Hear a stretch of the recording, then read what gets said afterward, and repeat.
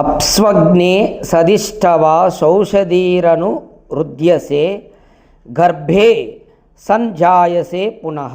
యజుర్వేద మంత్రం. ఇక్కడ భావార్థం చూడండి.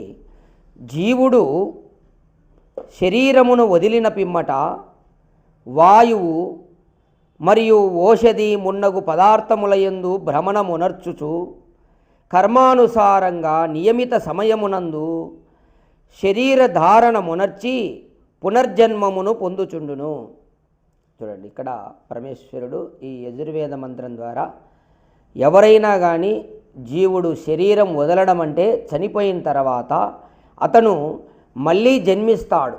అతని యొక్క చేసుకున్నటువంటి కర్మల ఆధారంగా మొట్టమొదట వాయువులో పోతాడు జీవుడు. చూడండి, ఇక్కడ పరమాత్ముడు చెప్తున్నాడు యజుర్వేద మంత్రం. శరీరం విడిచిన తర్వాత ఆ జీవుడు వాయురూపకంగా తర్వాత ఓషధులలోకి పోతాడు.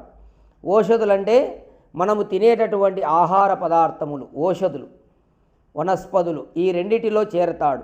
నీటి ద్వారా చేరి ఆ తర్వాత నీరు నుంచి చెట్లలో చేరి చెట్ల నుంచి ఓషధుల రూపంలో అక్కడ నుంచి మళ్ళీ ఆహారం భుజించడం వల్ల ఆ ఆహారం నుంచి వీర్యమయ్యి ఆ వీర్యంలో నుంచి మళ్ళీ అండము తర్వాత జన్మ రావడం, శరీర ధారణ, ఇట్లా ప్రాసెస్ అన్నమాట.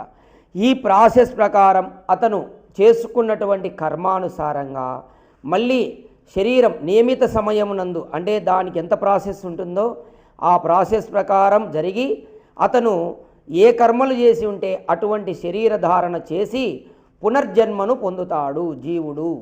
కాబట్టి చనిపోయినటువంటి వాళ్ళందరూ కూడా మళ్ళీ జన్మిస్తూ ఉంటారు. ఎట్లా?